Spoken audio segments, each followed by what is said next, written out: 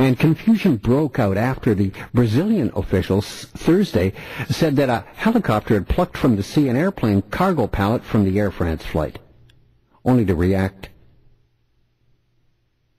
to the French and retract the claim hours later. France's transportation minister, Dominique Bussereau, suggested Friday that searchers were back to square one in the hunt for Flight 447 bound from Rio to Paris, which went down off Brazil late Sunday night on a backward May 31st. French authorities have been saying for several days that we ought to be extremely prudent. Bussereau told France's radio network, "Our planes and naval ships have seen nothing." A French defense minister, speaking on condition of anonymity, because he was not authorized to speak publicly on the matter, said French teams can precisely confirm the zone. But in this case, it was getting more and more increasingly difficult to do that. Also, on Friday, Brazil's Air Force was flying designated relatives of victims from Rio to the military search command post in the northeastern city of Recife so they could tour the operation and ask questions. See, Recife has a large Air Force base there where debris, any human remains, will be brought there after being picked up at sea. That's the place where all of the stuff Monsieur Bouillard, Alain Bouillard, is going to pile all of his evidence there. The pieces that he wants us to see, if any are brought up to the surface at all. This wooden pallet, Brazilian officials found, said came from a plane pallet, and it was made of wood. But the French said this Airbus was not carrying any wooden pallets. Brazilian Air Force General Ramon Cardoso said reporters that he didn't say where the pallet might have come from. He just said he found one. He also said a large oil slick spotted by search plane pilots was not from the Airbus, but that another slick of kerosene may be from that downed passenger jet that they found later. Denied again by the French authorities.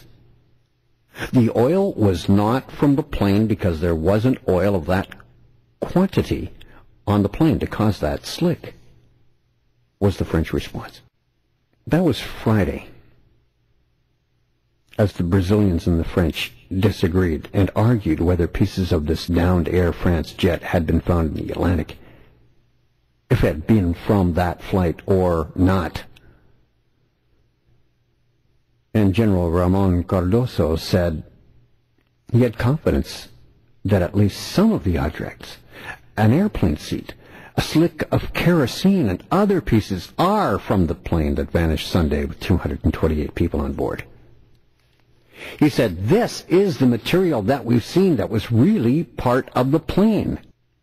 But ships guided by planes in the search area have been hampered by extremely poor visibility and have recovered very little wreckage. And he says we don't have any information yet on any of the ships that are near any of the objects or what they have come up with. See, the Air Force just spots it, radios in the coordinates, and the ships go to pick it up and have a look at it. The French stopped just short of criticizing the Brazilian Air Force, but France's transportation minister, Bussereau, says his own country's searchers have found no signs of the Airbus 330. Our planes and naval ships have seen nothing.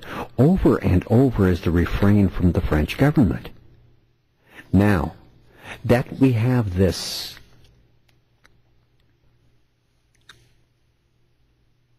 ticket, this briefcase, and two bodies, now maybe we can get the French to react accordingly.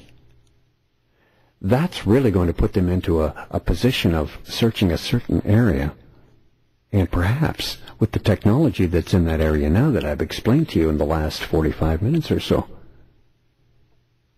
it's a good possibility that that plane will be located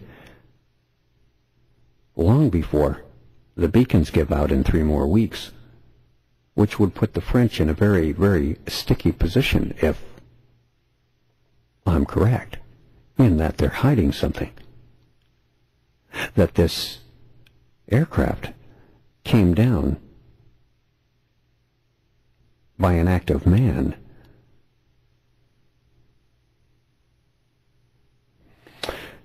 Busaro called the false finding of debris in the Brazilian teams bad news. He said we would have preferred that it had come from the plane and that we had some information, but it didn't. He says, though, the search has to continue, and stressed that the priority was finding the flight recorders with the short time that they have left. Anybody mention terrorism? Yeah, they mentioned it once or twice, but they're not going really in that direction whatsoever. They say we can't exclude it, but we have no element which allows us to corroborate that. And Brazilian's defense minister said the possibility was never considered. But then the Brazilian defense minister has a huge stake in this with a terrorist activity in his country. He would be very near one of the people that they would be blaming for terrorists to be in the country without the military knowing about it. No intelligence whatsoever on them. So, of course, he would vehemently deny it was a terrorist act.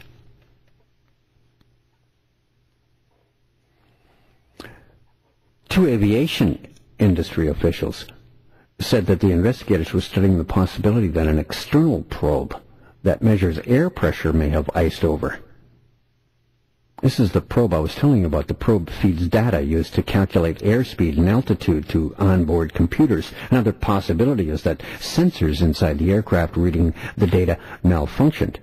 If those instruments were not reporting accurate information, the jet could have been traveling too fast or too slow as it hit turbulence from violent thunderstorms and crashed. Jetliners need to be flying at just the right speed, he said, when encountering violent weather. Too fast, they run the risk of breaking apart. Too slow, they can lose control.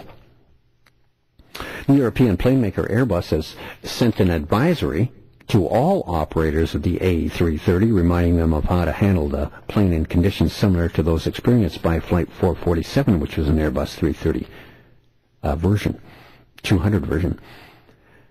The Airbus spokesman, Justin Dubon, says the plane maker sent a reminder of A330 operating procedures to airlines late Thursday. And the French agency investigating the crash said the doomed flight had faced turbulent weather and inconsistency in the speed readings by different instruments. That meant the airspeed of the aircraft was unclear. Now, this is information that is going through Mr. Anna-Bouillard. This is our Illuminati plant, who will be controlling all of the flow of information coming out of this. He's Air France's head team investigator. So, in circumstances where these pilots find themselves in these heavy thunderstorm conditions, flight crews need to maintain thrust and pitch and, if necessary, level the plane off and start troubleshooting procedures as detailed in the operating manuals. Now, the meteorologists insist that Air France jet entered an unusual storm with about 160 km/h updrafts that acted as a vacuum, sucking water up from the ocean. The moist air rushed up to the plane's high altitude, where it quickly froze in minus 40-degree temperatures, they say. And the updrafts would also have created dangerous turbulence.